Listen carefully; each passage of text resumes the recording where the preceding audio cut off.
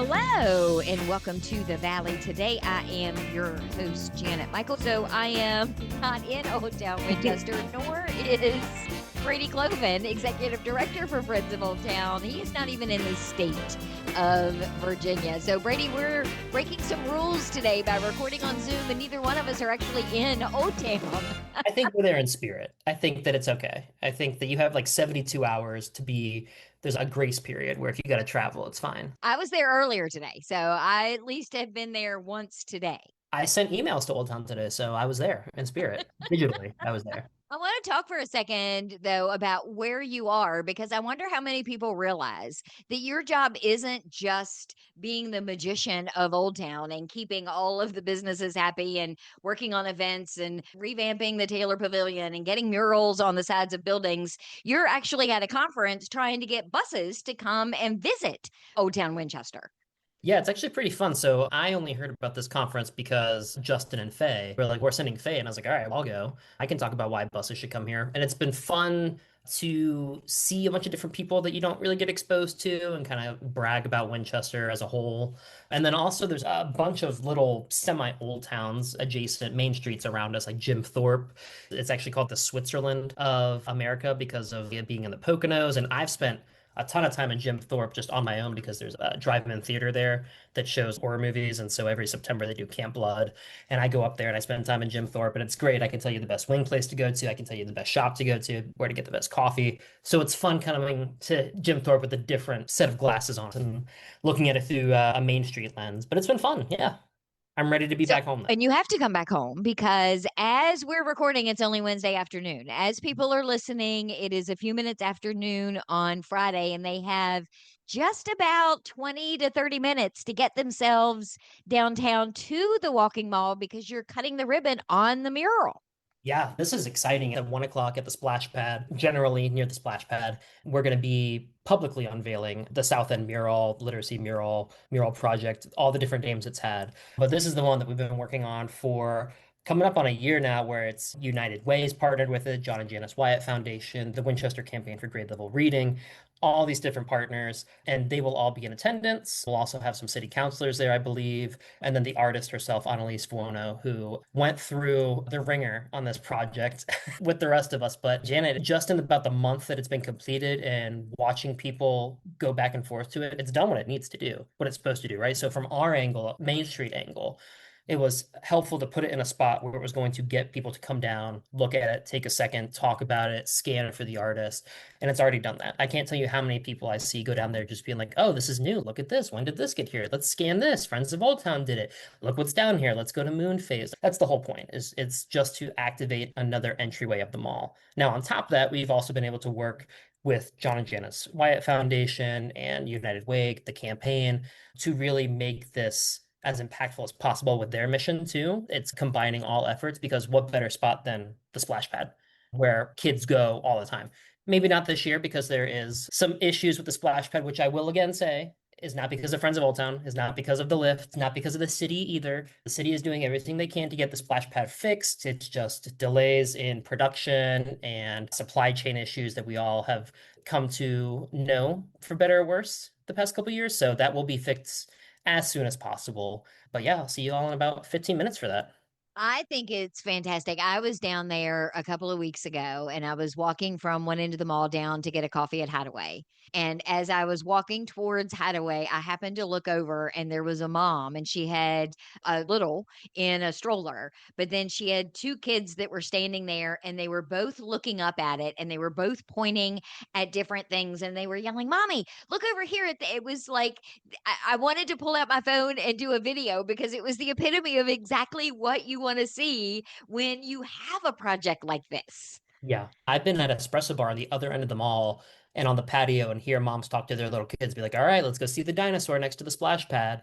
Or like when you're down there, when we'd be talking to the artist, or when Kyle and I were out there cleaning the paint off the lift one night, kids were just coming by it and roaring at you like a dinosaur and telling us their favorite parts of it. It might sound cheesy, but again, like that's part of placemaking and all these buzzwords in terms of community development, but that's what it is. It's getting people to come down longer, have a reason to see a different part of the mall that maybe they just kind of glanced over before. Public art is a solid piece of your overall vision and mission for Friends of Old Town. You have a whole committee that is dedicated to public art. Yeah, we do. And it's a bunch of players from around the city that most people already know. We have some representation from the Museum of Shenandoah Valley on there.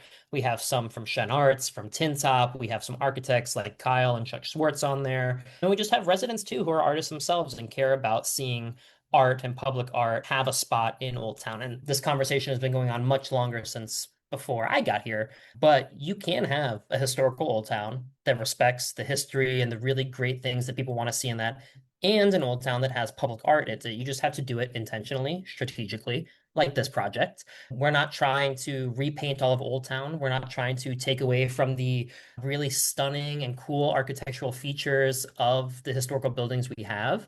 But in the spots that we do have that we can play with and use, why wouldn't we do something that's going to want to attract visitors and even have residents say, hey, Old Town feels a little more like I belong here, or that it has something for me.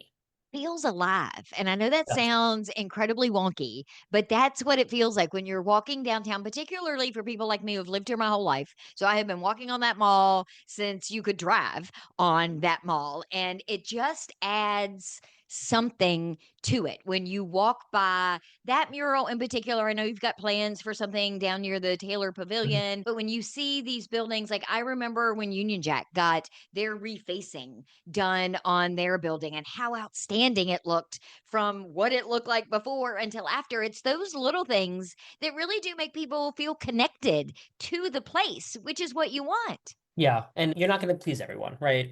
And I think that there's a level of understanding to have those conversations of, okay, why don't you like this? Because it's not always going to be, well, this person just hates art or this person doesn't believe in art. I'm sure there are some people like that, but art is subjective. I don't know how many times people came up to me afterwards being like, okay, but like, why is there a parrot on there?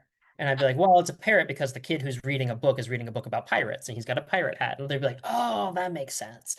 That is not what I'm telling people when they say I don't Oh, understand the okay. parrot. I'm You telling them that I required you to incorporate orange, and a parrot was the only way that you could do that. Oh, we can go with that too. That's fine. Yeah. It's funny though, because people would be like, why wouldn't you put a cardinal up there? And I was like, why would I put a cardinal up there? It's a pirate. And they'd be like, oh, it's a pirate. So a funny story, but you got to have conversations about it and be okay with talking to people. I've worked on a ton of projects that people just don't want to communicate. And they're just like, we're gonna bulldoze through it, right? And you can't do that in projects like this, especially with the master plan that we have that has this project and public art and other revitalization tools. It's all community driven. So it's all what people have said, hey, we're really okay with this, not so much this, but you have to have those conversations. And now that First Fridays are back in full swing, even more people have the ability to come check it out, but check out all of the other things that have happened on the Old Town Walking Mall since they were down last. Yeah, so we had First Friday start in June, and it was great. It was right before Hot Blossom. We had perfect weather.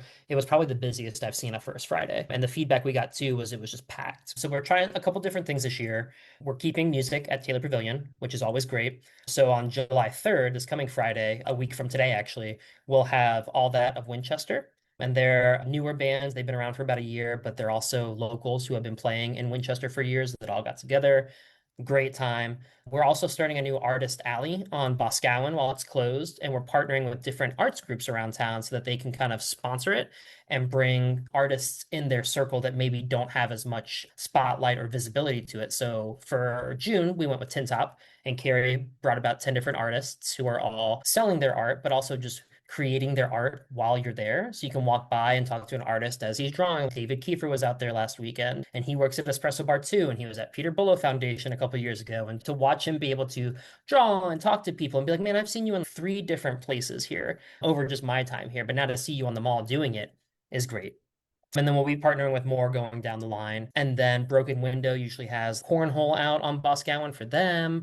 And it's really great. It's been fun. So I'm excited for that one. All that will start around 6:30 on Friday, play till about 8:30 at Taylor Pavilion, and they'll usually get a break in there, but it's going to be fun. Then you just head over to the park, like I talked to Conyer about yesterday, to watch the fireworks and end your evening with all of the sparkle in the sky. Yeah.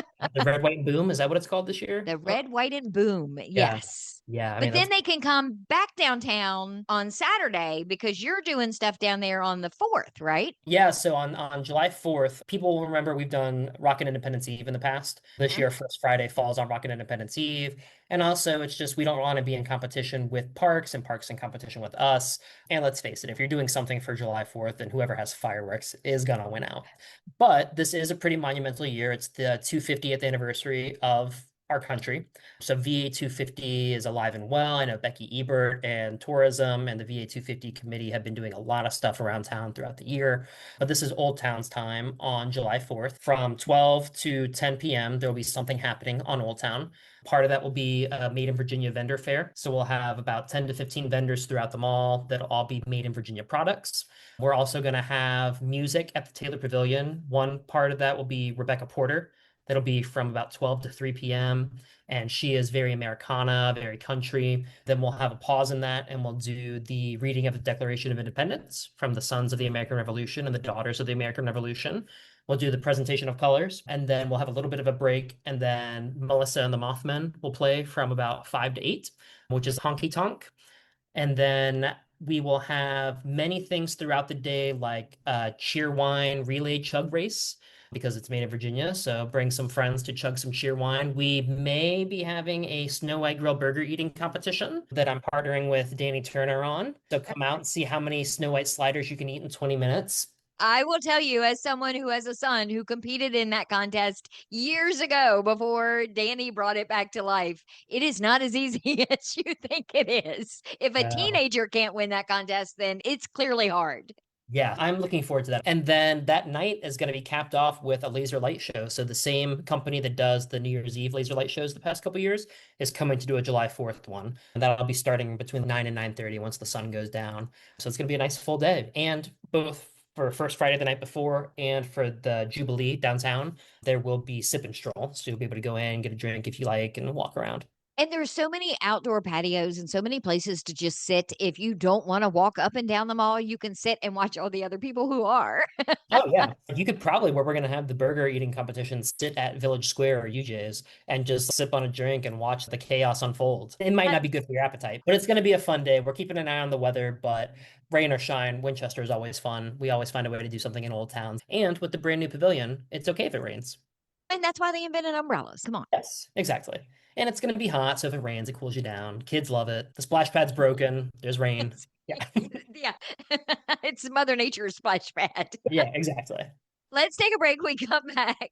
We're not necessarily going to talk about eating Snow White Grill hamburgers one right after the other, as many as you can, but we are going to talk about hot dogs, which I know is something very near and dear to your heart. So, will you give me details about this hot dog thing in the next segment? Oh man, you bet. We're going to do all that when we come back. We are talking with Brady Cloven today. He is the executive director for Friends of Old Town. We're going to come back and learn about hot dogs in just a couple of minutes. This Saturday, Henry Mueller will change the world. He has no idea that's what he's going to do. He only knows that he went to justserve.org and signed up to spend time at a senior center Saturday morning. As he browsed through service opportunities in his own community, he remembered the words of Paul to the Galatians, "By love, serve one another." Little does Henry know that Saturday morning he'll end up speaking to one senior in particular who hasn't seen his family in several weeks and is feeling especially lonely. Henry doesn't know the short time he'll spend with this man will lift his spirits, cheer his heart, and make his life just a little better. Through love and service this Saturday, Henry Mueller will change the world. See the difference you can make. Sign up for service opportunities in your community. Visit justserve.org.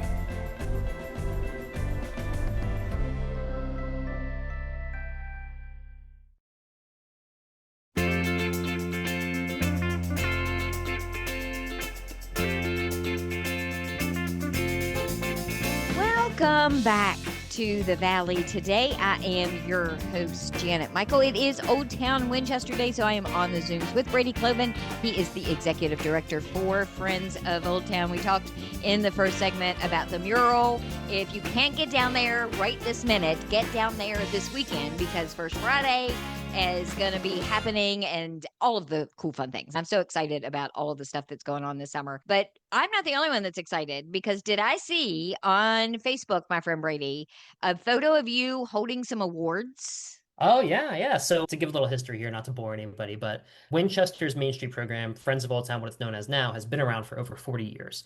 It's the oldest one in the state. It started the same year that Virginia Main Street became an organization, and we've seen many different iterations of what Main Street has been up until Friends of Old Town most recently. There have been a lot of players in that. There have been a lot of businesses. There have been a lot of volunteers. And so we got 3 awards from the state recognized by them. One was a milestone award for crossing 40,000 volunteer hours, which is about $1 million worth of volunteer hours. So Winchester has put a lot into this program. And then also we've passed over 10,000 building projects, so facade improvements or revitalization projects. I don't have to tell you that Winchester and Old Town specifically have undergone some facelifts over the past 40 years. And then we also got a merit award from Virginia Main Street for our History of Us program. It was an award for outstanding historical preservation and how we have been able to retell stories in a fun, engaging way while also getting people downtown, in and out of the whole district. So what I like to say is, yes, we do murals and we have public art, but we also have historical tours that win state awards. And masterpieces in empty storefront windows, which I think Yes. by next year you'll get an award for that too. I hope so. Yeah. So it's just, there's been a lot of forward progress and a different kind of energy the past 2 years with Friends of Old Town. But where we're at now is because of what came before. And just, I think those awards show it. Just 40,000 hours worth of volunteers' time is insane. And just the sheer amount of building projects. We have a lot of buildings. You think that, but you don't think, wow, we've had 10,000 building projects. Like, that's Right. wild.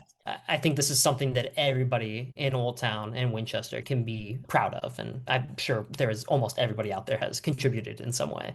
Speaking of what someone can be proud of, you are so proud of this concept and this idea of yours Oh, that yes. involves hot dogs Oh in my God. August. So Yes. please give me more details. August 22nd, 12 p.m. to 6 p.m., the Dog Days of Summer hot dog crawl. And this is going to be incredible. Tickets are already selling. They're flying out of there. We have a limited amount of tickets. And I know what you're thinking. What is a hot dog crawl? Essentially, we have 8 participating businesses in Old Town, plus a surprise one that we're importing. And each place is going to have their own unique hot dog that you, with your ticket, will be able to go and try. So with a $30 ticket, you can try as many of the 8 hot dogs as you want. You will be scoring them, judging them based on presentation, based on taste, based on a couple other things that we're going to put in there. And then at the end of the night, we will have a celebration, an unveiling of the winner with music at Taylor Pavilion. And we will crown our Dog Days of Summer hot dog champion. And I know what else you're saying, Brady. How do I eat 8 hot dogs? It's easy. You got 6 hours to do it. Those go down quick. You can take a bite of one, take 2 bites of the other one. Also, it's 6 hours. You can try 8 different hot dogs in 6 hours.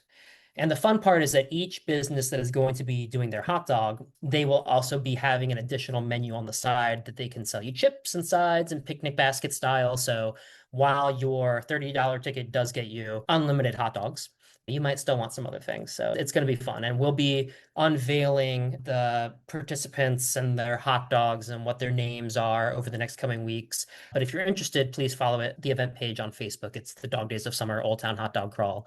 And you can buy your tickets through that page on Eventbrite. But it's going to be fun. I know you have been talking about this. Well, you've been talking about this longer than just the last couple of months with me, because you have mentioned hot dogs almost from the second day that you were here wanting to do some sort of hot dog event. And it's finally come to fruition. Yeah, I am super excited. We're going to have a competition for best dressed hot dog. So if you come dressed up as a hot dog, we'll have some competitions there. We're making some merch with some really cool hot dog graphics on it. So I think it's going to be fun. I love the concept because it's very similar to a lot of people in our area are familiar with the grilled cheese and tomato soup Mhm. festival. It started in Strasburg. I know Watts does one now in November downtown on the Walking Mall. And it's the same thing. You're only a limited number of tickets. The tickets typically sell out and sell out pretty quickly. And you get the privilege of being the one that gets to try them all and then votes for which one you think is the best in whatever category. I think it's kind of genius. Yeah, and then for a whole year, one of these restaurants gets to say that they had the best hot dog in Old Town. I'm curious to see how many different things you can do with a hot dog. You're Because gonna I be am very much a hot dog in a bun. Bun has to be lightly toasted, not brown, not black, just lightly toasted, and Mhm. one single strip of ketchup right down the middle. If the ketchup goes off the either end, I got to throw the hot dog away and start over. What else can you do with a hot dog? Your palate is gonna be very surprised. So again, August 22nd. I know it's a little ways out there and it's summer, so there's a million other things happening, but I would suggest going and getting your ticket sooner rather than later because as it is the first year, we have a very limited amount. I'm sensing that when we record our show for August, maybe we'll do like we did for Winchester on the Rocks and we'll taste Try some some hot hot dogs. dogs. Hey, I'd be down for that. I'll never say no to a hot dog or 10. There are a ton of great organizations in our area, and they're all doing some really fun, creative fundraisers. And when I approached it, it's like, all right, we could do a gala, we could do a golf tournament, we could do a car show, but why don't we try to do something different that nobody else is doing? And then we're not encroaching on them, and they're not doing something that we're doing. So I think this will be a fun one.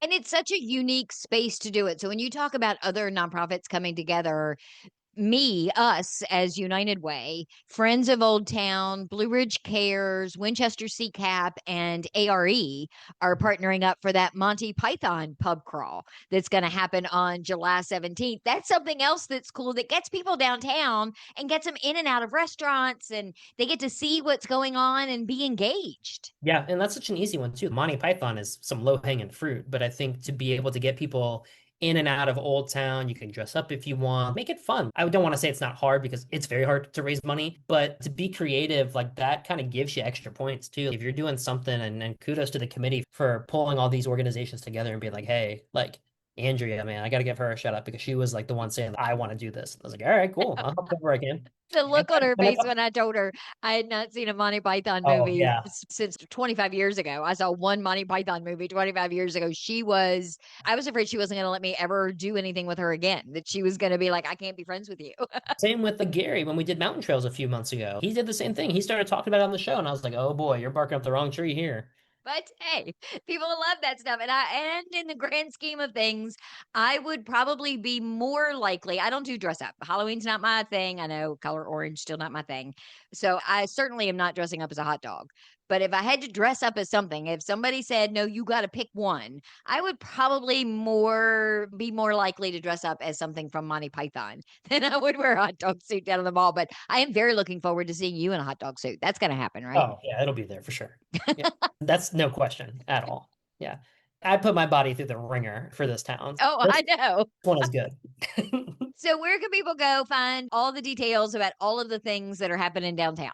Best place to go is to our Facebook page, Friends of Old Town. We have events made for everything. So there'll be individual event pages for each first Friday, for the VA250 Jubilee, for the hot dog crawl. You can also go to Instagram, and that's Friends of Old Town Wink, WINC. And then, of course, our website, friendsofoldtown.org, that has our community calendar. So not just our events, but a bunch of events that other people are doing around town. So like the book gallery usually sends us their stuff for their book signings and for their author days. Also, if there's any other fundraisers happening, usually people send them to us. So that's the best place to find things. Come by the mural. Even if you can't be there for the Please. official unveiling, come by anytime, take some selfies, and make sure you tag Friends of Old Town.